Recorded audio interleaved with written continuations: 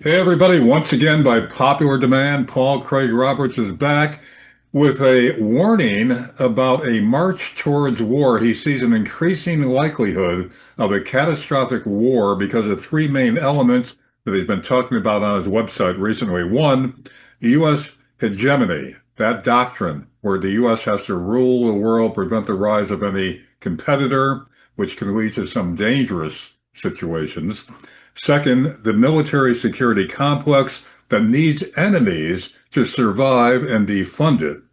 And three, blackmail by Israel's Mossad, although the media claims it doesn't exist, by Mossad, these honey traps where they ensnare politicians, they get them on videotape, and then they've got the goods on them to control them to do the policies that they want enacted. So those are the three main elements. Now, Paul, let's start with the first one, the policy, the Wolfowitz doctrine of U.S. hegemony. You say that that's one of the main of the three causes. That's one of the main reasons why we're heading more likely towards a catastrophic war. Go ahead, Paul. Okay, Larry. Perhaps I should start just by pointing out the recent steps that the Trump administration has taken and which provoke responses from the Russians that are rapidly escalating us toward a nuclear confrontation. Maybe if the viewers first see how close we are to no return,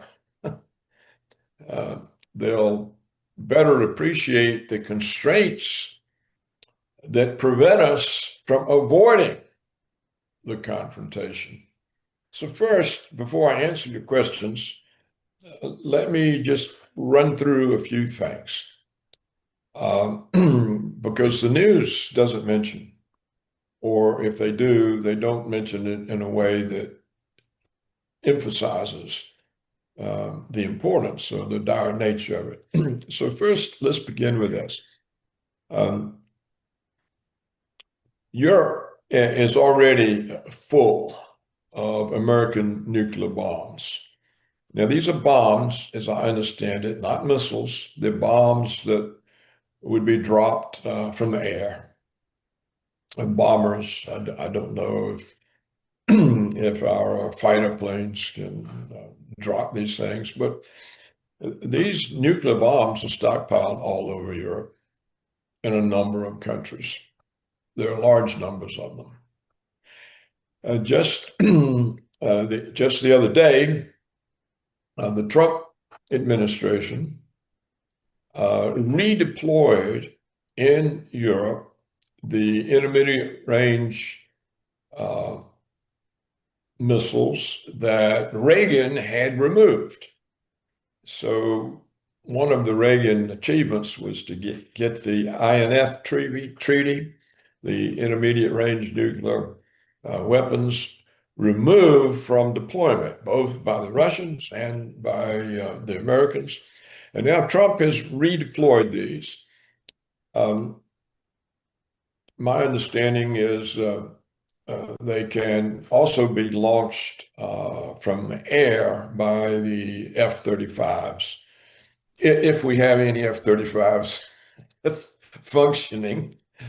I don't know whether the F-15s and F-16s can launch them, but they, of course, can be ground launched. So these have now been redeployed. Well, their redeployment forced Russia off its voluntary compliance with the treaty, which Trump withdrew from in his first term in 2019. So in 2025, the Russians were still voluntarily complying with the treaty. That is, they did not have these weapons deployed. Well, now In response, the Russians announced they've given up their voluntary compliance with the treaty, despite Trump's withdrawal 6 years ago, and also announced that their new missile, which is capable of conventional warheads as powerful as tactical nuclear weapons, and which travels at a speed of Mach 10, so that fired hits London in 8 minutes, Paris in 8 minutes, hits the Baltics in a couple of minutes, hits Kiev in 1.7 minutes. And that they're now in the serial production of this super weapon, and it is being deployed among the troops. Well, then Trump announced that he had positioned two American nuclear-armed submarines closer to Russia. Now, what does that mean? Why does it matter where the nuclear-armed submarines are? Because they are equipped with ballistic missiles, and they can hit their targets no matter where they are. Well, possibly the answer is that they can also be equipped to fire cruise missiles that have a very good chance of escaping radar detection and can be positioned so close to Russia that there's no detection and no warning. And so the Americans may think that they can take out the command and control centers, including the Kremlin, and triumph in a first strike attack on Russia. Now, the difficulty with this is that the Russians have something called the dead hand system in place. And regardless of what happens to Russian command and control centers and the Kremlin and all the rest, the thing automatically fires without any human intervention if Russia comes under such an attack. So that's how close we are. Now, notice, the president has already given some kind of ultimatum to Putin. Try to imagine during the Cold War, any American president giving an ultimatum to a Soviet leader. It was unthinkable. Nobody would have even thought of such a thing. And here is Trump. He's given an ultimatum. That's enough to cause serious concerns in Moscow, because it shows the guy is not interested in peace. All right, Paul, my question would be this. Trump loves to, the art of the deal where he puts out something as a negotiating tool and then withdraws it or modifies it, as he's doing with the tariffs. So is this what he thinks he's doing, or is this really a serious threat where he really thinks, on the advice of others, that we could knock out Trump's early warning system and triumph in a limited nuclear war? I mean, do you think he really sees that realistically? Or is it just maybe, it's irresponsible of him to use bargaining chips like this with Putin, because, it could lead to war. So do you think he really believes this, or it's just, his way of negotiating? It is a belief of an important part of the American policymaking community. There's a lot of talk and belief that we can win a nuclear war Wow. with limited damage to the United States. Some of the people who make this argument concede we would lose 30 million people, but that's considered a tolerable loss. Acceptable. Yeah, because we've got 330 million, so we lose 30 million, we still have 300. It's nonsensical. It's stupid. It may be concentrated among the neoconservatives, Right. but Is you can actually read. They actually will publish these things. You can actually read these discussions. so is Trump being swayed by the neocons? I think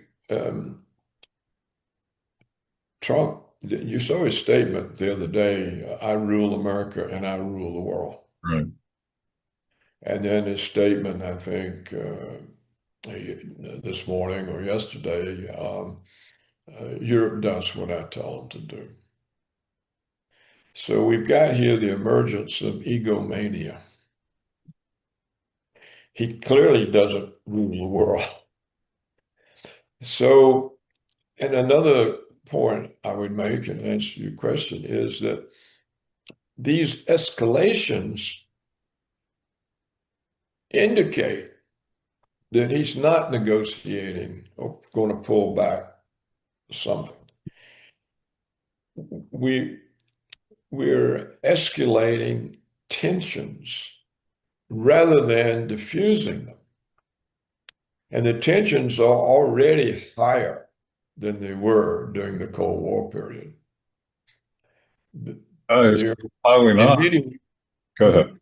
in many ways, they're higher than they were during the Cuban Missile Crisis. Which is saying something. I assume that the military security complex is all for this piling on. I think they're happy that the enemy is not being taken away from them, and so their budget and their power are secure. I don't know if they realized or comprehend that this game is a deadly one, and that their profits are no good if they're not there, if they don't exist. And so I don't see people pulling Trump back from this.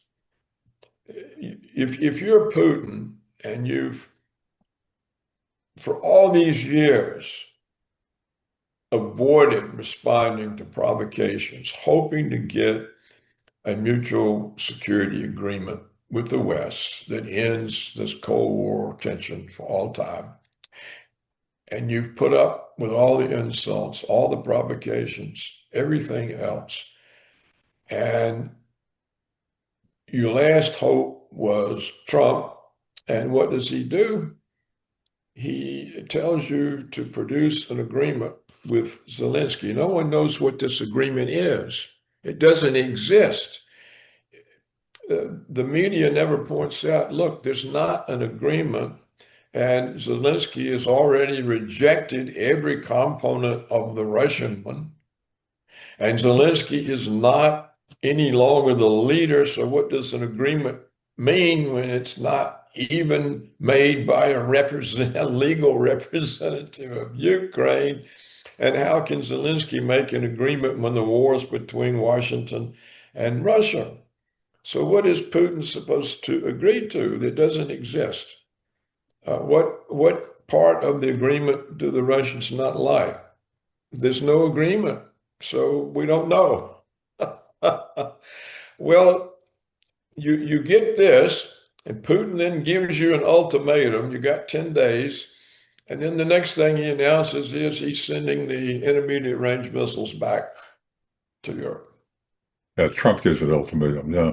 No, So put it, and then you say, well, okay, then for 6 years, we've been keeping the agreement, even though you left it well, we can't keep it any longer. So Trump says, okay, I'm sending nuclear submarines closer. Yeah.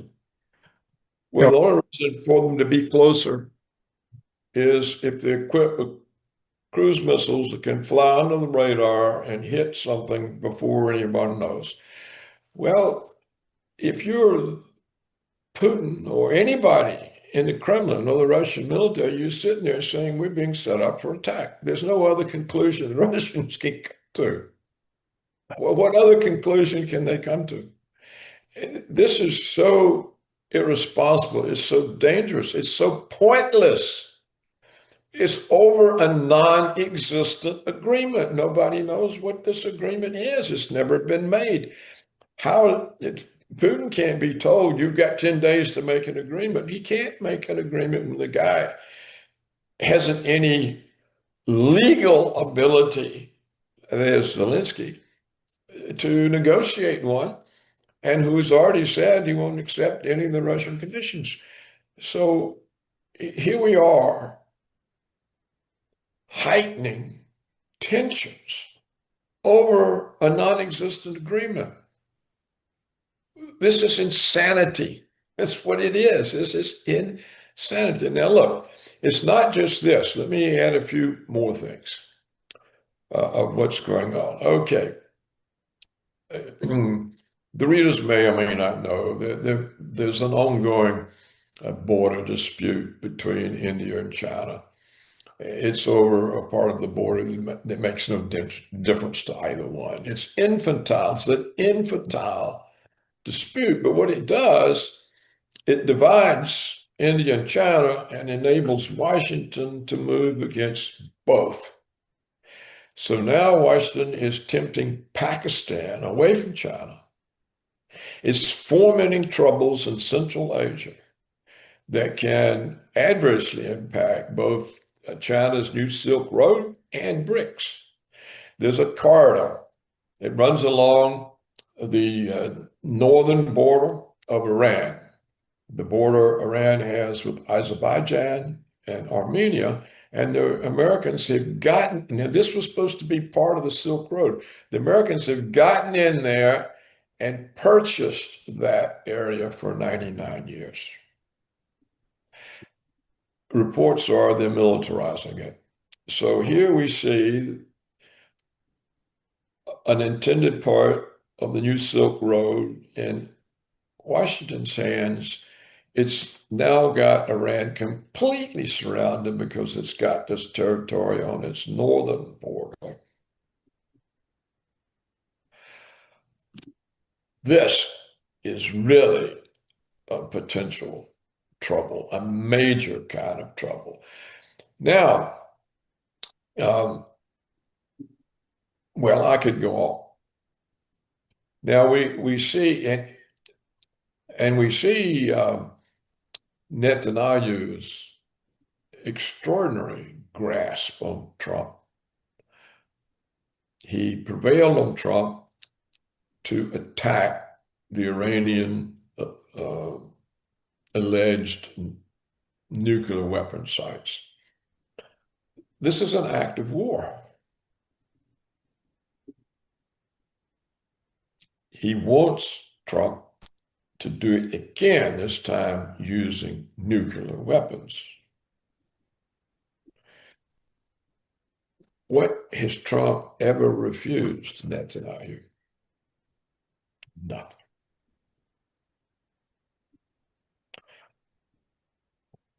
We see there's now someone has produced a movie of it's being shown to the Taiwanese of China's invasion of the island and getting them all worked up. So we've got wars on three fronts. We spoke earlier in an earlier program about how Trump had decided to sequence his wars because we can't fight Russia, China, and Iran at the same time. Well, apparently he's given up that idea. And we're being positioned to fight all three at one time. And the situation with Russia at the moment is so escalated.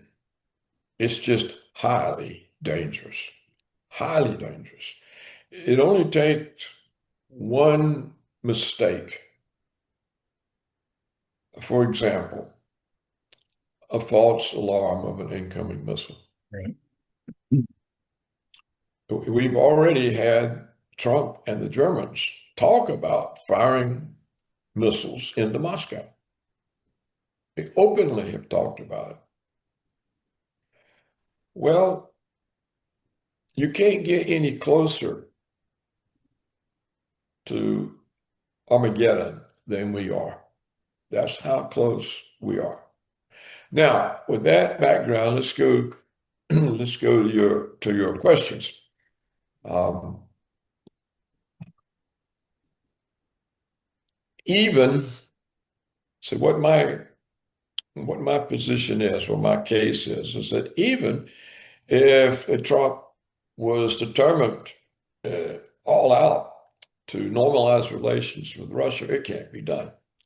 There are three obstacles, and you said what they were. And one is the theory, not the theory, the goal of American foreign policy, known as the Wolfowitz Doctrine.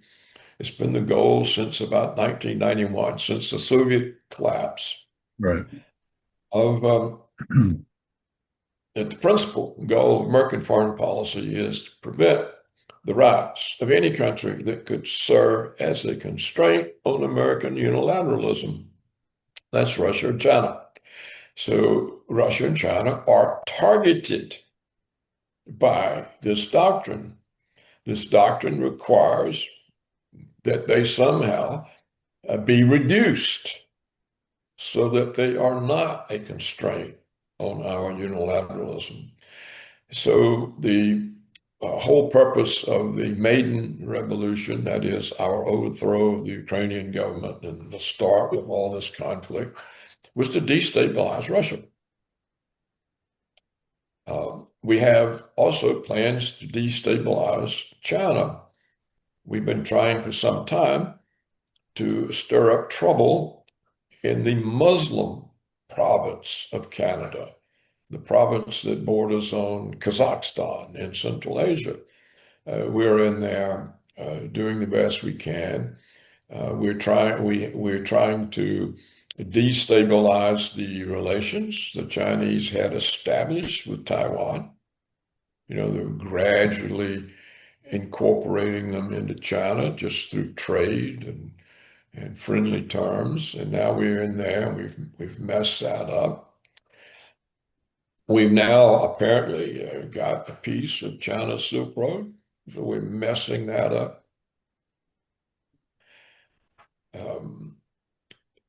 These kinds of efforts of destabilization is one way of reducing their ability to constrain our unilateralism. Another, of course, is war. Well, Paul, that leads me to a question I always ask when we get into this kind of conversation. I find it astounding that these military people, these people in the State Department, these people in intelligence wouldn't realize how dangerous this is. I mean, how unrealistic it is to assume we could launch a strike, a preemptive strike, wipe out our enemy without any consequence. I mean, like you said, your answers are insane. But, I can't understand how these people that, are not unintelligent can believe this. Well, they're probably not very intelligent. I mean, they're not the kind of people we used to have. There's no Kissinger around. The kinds of statesmen that used to exist in the United States, they're not there. They're not in Europe. And the Russians have been full of hopes of becoming part of the West, having an understanding. So they haven't been very realistic either. But you see, Larry, what happens is people, you get caught up in something, you go along to get along. Right, right. What are you going to do? You're going to drag your feet, stop. They're just going to go over you. You're out. Well, also you say in your recent post that reminding viewers that blunders led to the Second World War and I think also the First World War. We blundered into those consequential wars, devastating wars, and this could happen again. Yeah, I'm just finished rereading A.P.J. Taylor's book, The Origins of the Second World War. He shows conclusively it was entirely a product of blunders. That no one wanted the war, including Hitler. It was all a combination of blunders of well-meaning people who wanted peace. Well, but to get on with this answering your question. So the first part is the theory of America, the policy of American hegemony. Now you see, Trump has not repudiated that policy. Hmm. In fact, he restated it. I rule America and the world. Yeah. That's a statement of hegemony. So we have that policy. The policy prohibits peace with Russia and China. Okay, now the next iron constraint is the military security complex. Again, Eisenhower warned us in 1961. He said that because of the Cold War, we did not demobilize, and we still have a military, he called it the military industrial complex, and it's growing. It's in every state. It's more and more influential. It's getting a power that is a threat to democracy, that they'll rule in the interest of their profits. Well, it's a powerful campaign contributor. There's nobody in the House and Senate that wants to go against the military security complex any more than they want to go against the Israel lobby, because all the campaign contributions cut off will go to their opponent. Yeah, in fact, Paul, if I can interject here, in terms of the way they've dispersed the industrial production of military weapons, so that each congressman and senator in each state has jobs at stake, the economy at stake, at least that they see it that way. I live near Scranton, Pennsylvania. There's an ammunition plant in Scranton that manufactures most of the shells, I think 90% of the shells that are used in the Ukraine war. And this was touted, big publicity, and people were signing, things to Putin on the shells. So, that makes Scranton a target if war does break out. But I mean, this is how embedded this is, where it means jobs, it means support for the senators and congressmen, who go along with this. And there's either a military base or some kind of weapons plant everywhere. Right. Even in a tiny town in Northwest Florida, there's an ammunition plant that produces all the small arms ammunition for the American forces. So, yes, so you can't really go against this kind of interest. So, how would Trump normalize relations with Russia? It would take away an enemy. And And the enemy is the excuse for the budget and the power and the covert actions and the foreign policy. So it can't happen. And then, of course, the third is the blackmail power Israel has acquired in the last 30 years. Assad. There was, I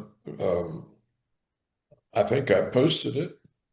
If not, it can be found. There was a recent interview with a former Mossad agent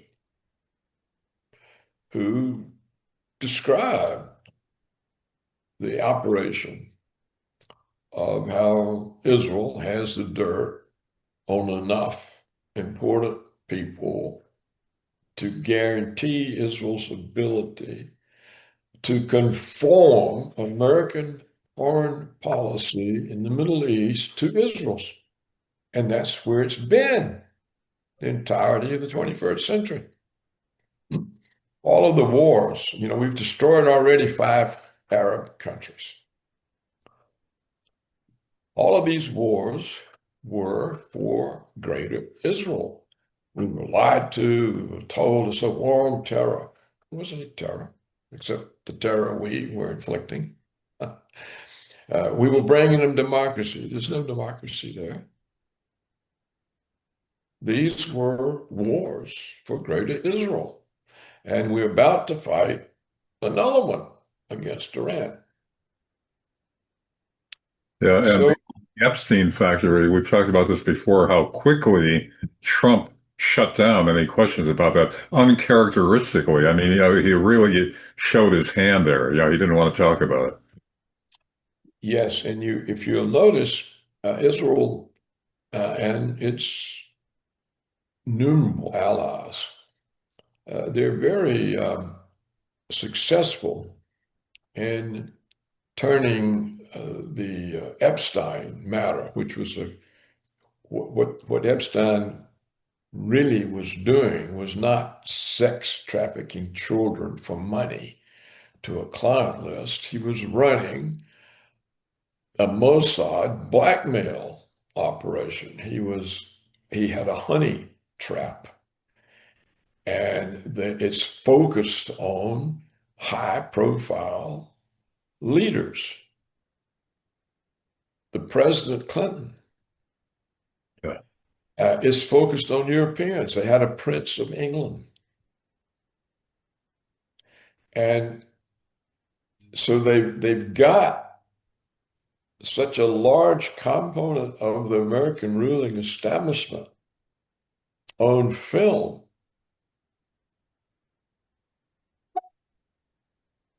that nobody can stand against them. Yeah. And this is why it's so easy to get us in war with Iran. I mean, you may know right now or yesterday, we had the Speaker of the House over in Israel, crawling on his stomach, licking Netanyahu's bloody boots, humiliating the United States. Disgraceful. This shows enormous power. And It's what enormous power to get the Speaker of the House over there crawling on his knees. yeah.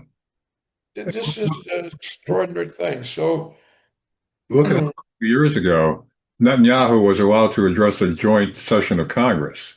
well, I think he's been allowed to do that 3 or 4 times. Yeah. Doing it, the last one was right when, in the middle of the horrors of the opening genocide. Yeah. And they all stand up and applaud a guy who's committing genocide. And if they don't, they're out. Yeah. So when you look at the reality, you can't stop war. You can't stop it. There's nothing we can do. We're going to go to war with Iran. Trump can't do anything about it. He can't normalize relations with Russia. The foreign policy doctrine prohibits it, and so does the military security complex. So when you have somebody who cannot, when your leaders are impotent and cannot avoid war, it's very easy for it to escalate. And that's where we are. It's really, I've been going on a long time about the dangers of nuclear war and how we were getting closer. Well, we're actually closer than I thought we could get without it happening. And I'm not the only one now seeing it this way. And I think, or I fear that the Kremlin has finally seen the writing on the wall, and that all of their illusions and delusions about peace, I think it's finally dawned on them that is not an alternative. They have only the alternative: surrender or war. That's the only alternative the Kremlin faces. And they now realize that. Of course, the media right now is full of Wyckoff is over there, and he talked to Putin for 3 hours, and he walked around and with the Russian overseas investment guy, and they're making all these business deals, and this is camouflage. If the Russians fall for it, they are going to get a sneak attack. If this is camouflage. And you feel that if it does start, it's not going to stay regional. It's going to become global. Uh, it'll start, it could start because we think we can win it. But that overlooks their dead hand system. It's automatic. It doesn't require any intervention. And we know that. We should. I know it. If they don't know it, we really are in trouble. But you see, it's the same kinds of denial of reality, the blunders that come from denying reality that produced World War II. A.B.J. Taylor, he shows just, it's precise. He shows it. He shows how this blunder and that one and this one and that, and it just built and built. And the result was what everybody thought they were working against, including Hitler. So, You know, the mad doctrine, mutually assured destruction, used to ensure, I think, at least at some point, that neither side would engage because there'd be nothing left on either side. So the mad doctrine is now faded into history. yeah, yeah. And for the younger generation that might be listening, that didn't live through the era of fallout shelters and the Cuban Missile Crisis, where everybody thought we were on the verge of thermonuclear war with the then Soviet Union. Let's review briefly the consequences of an exchange between Russia and the United States. What would be left? Nothing. Nothing. See, the weapons back during the Cold War, I mean, the Russians had one that was, they would say if they dropped it on Washington, it'd kill everybody from Boston to Atlanta. That was an exaggeration, but it was meant to emphasize the extraordinary power of it. But most of them weren't. Now, whew, they are so much more powerful. I saw a piece some couple of years ago. A Russian analyst said, "Well, what is the British trying to start a war with us for?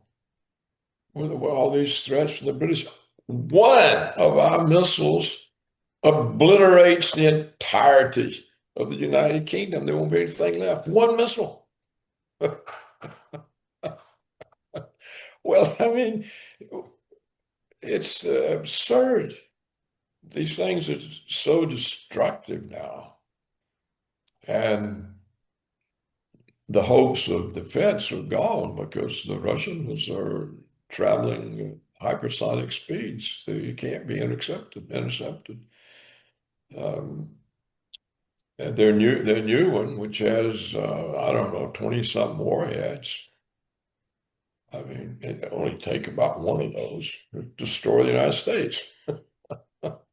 It's and if the Russians were thinking, all they'll need to do is explode three up in the atmosphere, and the electromagnetic pulse will shut down everything in the country. Yeah. And then all our nuclear reactors will start blowing up.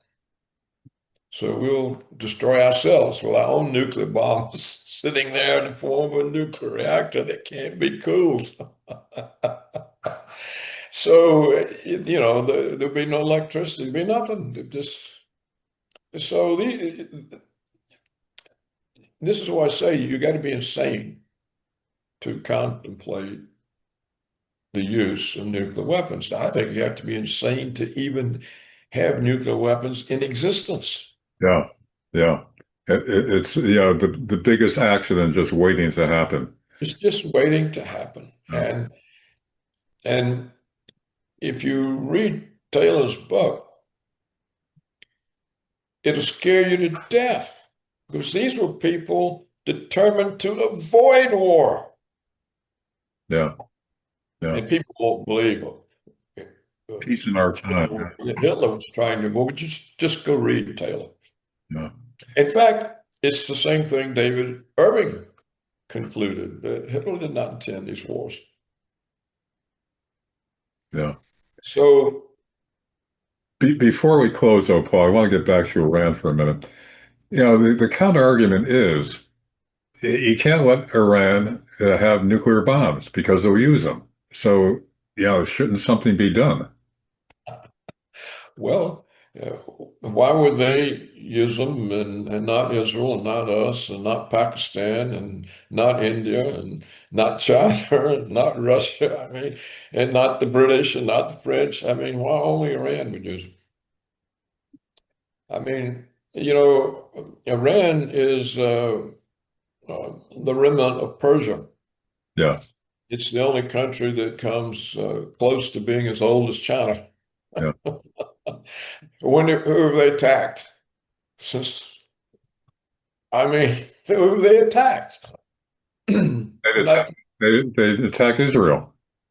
they have not. They didn't attack Israel. No, They, I say with a nuclear bomb, they'd attack Israel. No?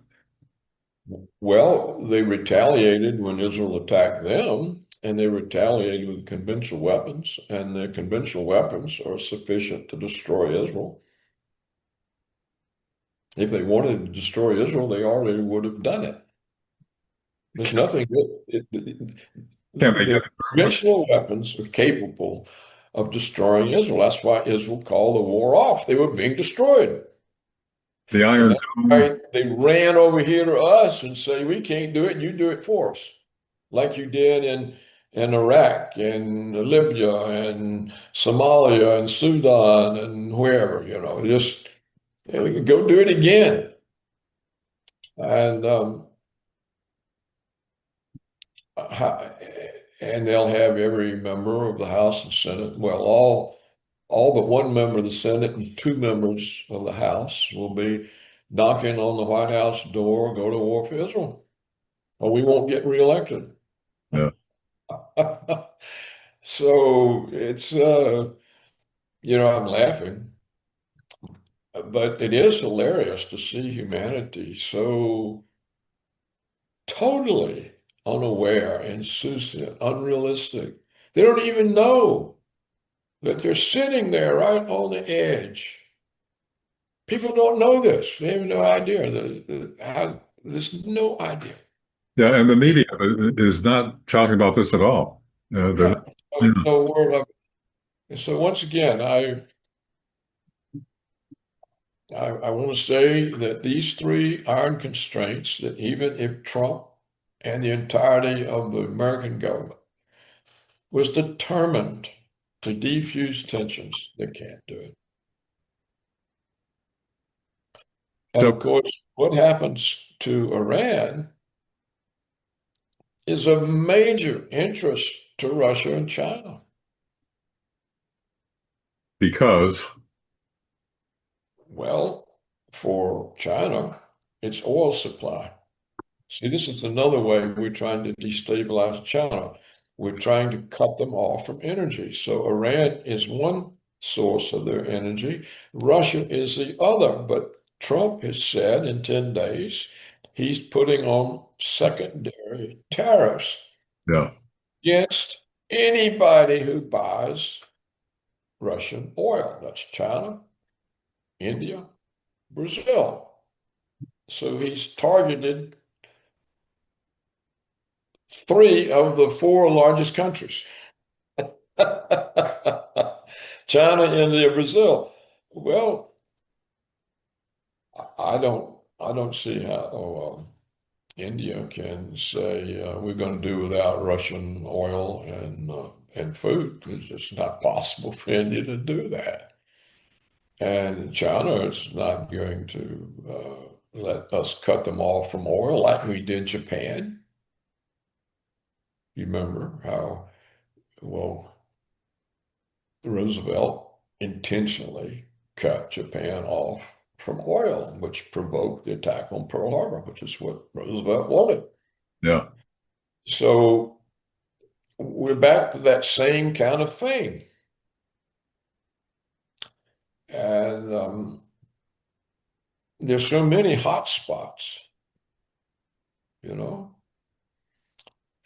and one wonders what's going on in the Chinese ruling circles. They're going to be asking the premier, the president, whatever it is, where were you when the Americans grabbed the Silk Road from you? Well, what were you doing? You know, and of course, the Israelis have succeeded in exterminating top leadership in Iran, the nuclear scientists, the generals, all the leaders of the Revolutionary Guards, the political figures. The only person they hadn't killed is Ayatollah. yeah, So Iran is, I mean, it's human resources. We're all assassinated by the Israelis and the Americans. Remember, Trump killed that leader in Damascus. He'd gone on a peace mission, and we killed him. The missile, I think, as he got off a plane or something. It's the use of assassination used to be considered dishonorable. Hitler thought it was dishonorable. When some of the Nazis tried to get Hitler to assassinate Russian generals, he said, "What are you talking about? We don't do things like that. It's- that's, that's dishonorable. It's against the rules of war." But now it's routine. So, um, we've already had the question when Putin was in the helicopter and in the midst of all these drone attacks. Was that aimed at him, or was that an accident of his itinerary? Or, I mean, just imagine if they assassinate Putin. So, yeah. Well, yeah, we've talked about before. After Putin, do the hawkish generals take over, increasing tensions even more? it'll be a hard line. There are a lot of them in Russia now have had more than they can take. Yeah, And of course, that can be destabilizing for Russia. Um, Putin has been successful in having the Russian people accept him and his leadership. And some were, he would be assassinated, probably split the country up. And I'm sure the Washington knows, if we assassinate him and blame one of their hardliners, the country will fall apart. It would. hmm. They'll it'll be like we'll find the passport on the rubble. I love it, right? Another thing that the media was uncurious about. A day and a half after the towers fell, the intact passport of the lead hijacker, produced out of all the ashes and rubble and molten metal. Yeah, no curiosity about that. Not on part of the people either. Yeah. Accepted the story. I mean, they don't believe it now. I mean, more than half of them no longer believe the 9/11 narrative. But Another uh, thing that media isn't picking up on, I've mentioned this before, the Mossad connection with Epstein. Ghislaine, whatever her first name is pronounced, Ghislaine Maxwell, her father had connections with Mossad. But, that's not ever mentioned in these reports when people say, there was a Mossad connection. It's absurd. Yeah, I mean, yeah, it, the way the Israeli practice is to set up people with money to do their bidding. And that's what they did with Epstein. yeah, A math teacher is not a multi-billionaire owning islands and jet planes and palaces in New York. And I mean, it's just not, where'd that money come from? yeah. And and can you really get that rich pimping little girls for sex? No, you can't. So he didn't get rich by being a sex trafficker. And his business was not sex trafficking. His business was entrapping people who determine or influence American foreign policy. Well, another question, Paul, is didn't these politicians realize it was a setup that they could be taped, that they'd have it didn't dawn on them when they're going to Epstein Island, Clinton and all that, or did they willingly, go because they knew they were already captured?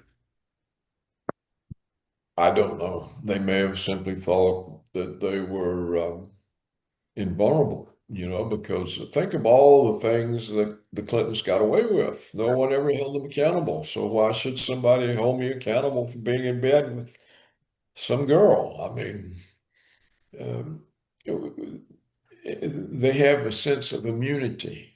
Yeah, See, when the media is so one-sided and partisan, the side they never attack gets a sense of immunity. yeah, The other side gets a set of threat. And so it silences them and makes them uncombative. yeah. But the ones who get immunity, like Clinton, I mean, just look at all the books that have been written exposing Clinton and all the crimes that are associated with him and the assassinations. I mean, it all may be hokum, but there's so much of it. And no one ever investigated any of it. And so you just get a sense of its immunity. yeah. You know, the interns in the White House, the female interns during the Clinton administration, there were lots of reports. Now, they all may be fabricated, but I don't know. A lot of reports that the young female interns are running around without underwear on, and that Hillary Clinton had to issue an edict. Well, it sounds far-fetched, but we have the Monica Lewinsky story. Yeah. And then we had Secret Service saying she wasn't the only one. And he gets away with everything. So it's a sense of immunity. They're the rulers. Nobody holds them accountable. Yeah, Uh, And it has to be really strong after Russiagate, after that. Look what they got away with. yeah. Now, maybe they're going to be held accountable now. Maybe, yeah. But I mean, that's another point that the compliant media, it's atrocious. Yeah, Yeah, they're cheerleaders and propagandists. They're not objective reporters. And I think, more of the public is realizing that now, but not enough. And for years and years, the authority, of TV, the authority of newspapers, the authority of the printed word. People accepted it without question. It's beginning to change, but it's so far gone now that I don't know if it could be corrected.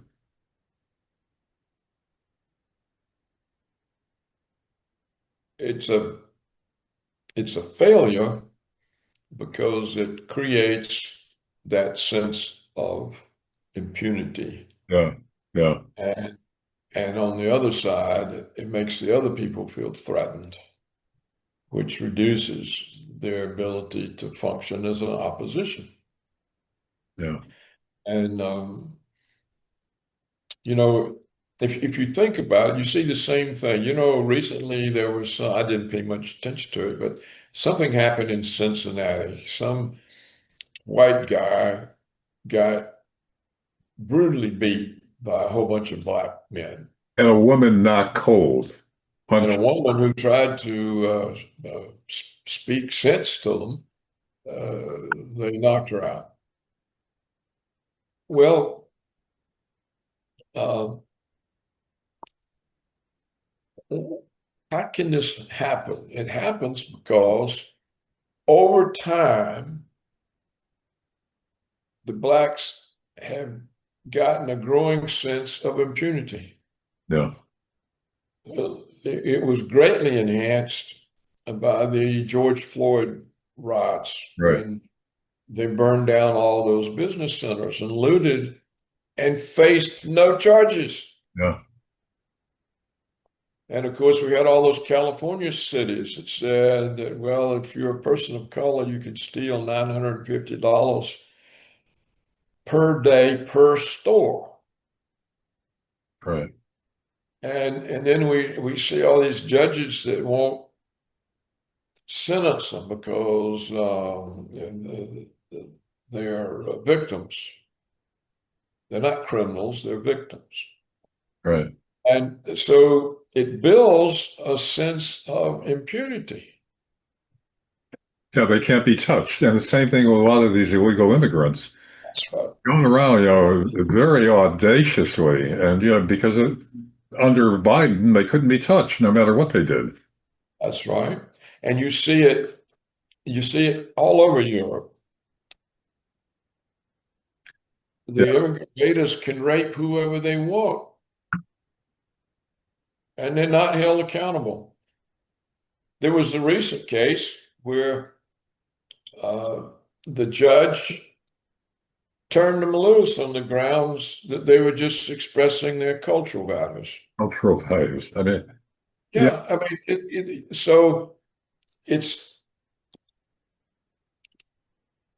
I'm adding this to show you how uh, the liberal media gave the Democrats a sense of impunity. yeah, yeah, And I think uh, that the warmongers have a sense of impunity from the super patriots because the super patriots fall for it every time. Oh, we got an enemy. We got to get them over there before they get us over here. And that's the way they think. So they don't see the danger. It's just they give impunity to the warmongers. And that's what patriotism does. And yeah, blind patriotism. it blinds you. And now it looks like we have a president who is gone egomaniac. I rule America and the world. And And they do what I tell them to do. to say that publicly, Yeah, say publicly. He's emperor of the world, and so when you get carried away with your power, you make all kinds of mistakes. yeah, yeah. You know, You know, The- this cycles throughout history where that's what happened in Germany. After the Treaty of Versailles, Germany was so mistreated. Depression came along. The Germans, felt that they were being ridiculed, ignored, not respected. So you get a populist leader like Hitler who comes in to correct things. And in the beginning, everything seems great, but then, it turns bad. So, Trump is a product of all this liberalism, progressivism, and all the crazy, extreme policies of 30 years previously that culminated with Biden. So that's why Trump rose up as the corrector. But then the question now is, where will it eventually lead? And this has happened time and time again in history. Yeah, the constraints on him, they disintegrate because he's the corrector. And I think we've talked it to completion. There are three iron constraints: uh, the doctrine of American hegemony, the power of the military security complex, and the power of Israeli blackmail. This prevents any Western leader from being a peacemaker. They can't. And we cannot in any way normalize relations with Russia. Putin has been derelict in understanding this and let the situation go on for so long that it has spun out of control. So And closing now, Paul, we are closer than ever, you feel, to nuclear war. closer, closer than ever. And what's new about it is that there's a complete failure throughout the Western world to realize how close, that this is not the time to heighten all the tensions and to create more uncertainty, that it was already too high and now it's gone higher.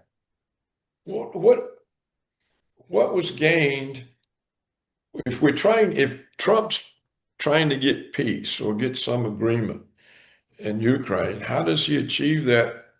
Sending or resending intermediate range missiles back to Europe that Reagan had taken out. What does that achieve? It doesn't achieve peace. The environment is totally preventative of peace.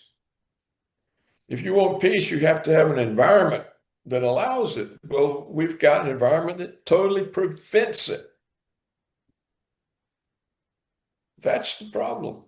And who can do anything about it? Yeah. Oh, It, once again, for the younger generation, closer than ever, which means closer than we were during the Cold War, closer than we were during the Cuban Missile Crisis. Now, that is saying a lot. Closer than all that. oh, much closer. But why? Because President Kennedy was on the phone with General Secretary Khrushchev and they were resolving it. Yeah. Yeah. And Trump said, I don't even want to speak to Putin. Well, Good. how are you going to resolve it? Yeah. And he hasn't spoken with Putin, has he? Has Putin been to Washington? No. The Chinese leader? No. The Iranian leader? No. Who's been there? Netanyahu 3 times in 6 months. That tells you who runs America. Well, in closing remark, as Einstein said many years ago, he doesn't know how World War III will be fought, but World War IV will be fought with sticks and stones. Yeah, it's. I wish people could. And where are the peace demonstrations? Yeah. You know, But they used to have them all the time, and the threat was nowhere near as great as it is right now. Yeah. And it's just like a total insouciance. It's why I kind of keep repeating myself. I feel so helpless. People can't see what is so obvious. And Well, we'll see what's going to happen. Maybe something. But if you look at the quality of people in Western leadership today, and you compare it to the late 1930s, today is pathetic. Those people in the 30s, they were highly educated. They were principled people. And yet, Even even Hitler. and yet, yet it didn't prevent World War II. And they didn't want war. They were all working for peace. And Hitler says, "What do I need with war? They're giving me everything I want." And the German generals would go to Hitler and say, "Sir, you've directed us to have what we call a force in width. It's no depth. We can't fight a war. We don't have any depth." He said, "It's just for propaganda purposes. We're not going to war. The force in width, it looks like we have a force." And they said, "Oh, you're not going to?" I said, "No, we're not. Why should I go to war? They're giving me everything I want. Who do I want to fight?" You know, it's extraordinary. Of course, we have to make up a history to the victors always write the history and they always demonize whoever lost. So, um, but it's close. It's very close. And here's Trump. If he gets any further out of control, I rule America, I rule the world. NATO does what I tell them to do. Does he think Putin is going to do what he tells him to do? And if Putin doesn't, what's Trump going to do? Is he going to be able to stand a rebuff? Everybody in Europe's scared to death of him. They do whatever he says. Well, if Putin doesn't, he's going to get mad, isn't he?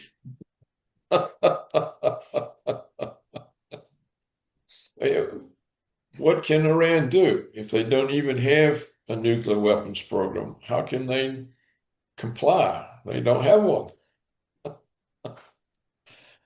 We don't, it's an assertion that they have a nuclear weapons program. Of course they can enrich uranium.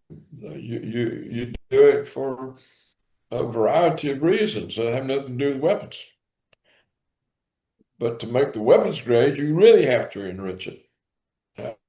Which is You what never find which is any what stocks. which is what Israel claims was going on, and we claim Yeah. that. Well, You're it's been going on. Look how many years it's been going on. So where is it? It doesn't take it once you can enrich it up to the nuclear energy level, you can go on. Well, how many decades have Israel been making this claim? Well, where's the damn bomb? It didn't take that long. and Look how quick the periodically, North Koreans made one, the Pakistanis, the Indians. good, So yeah, it's a stupid statement. and It's not like periodically, people peri- just said it. They've been saying it for years. So it must be impossible for Iran to enrich it that high. and Well, why haven't periodically, they done it? periodically they claim, they're weeks away. Yeah, they've said that over the years, actually. They were weeks away 20 years ago. Right, right. All right, Paul. So all it is America, you got to get Iran out of our way. They're in the way of Greater Israel. Get them out of our way. And that's what's going on. And so, once again, we're going to die and waste money for Israel. That's what's happening. There's no other explanation. None.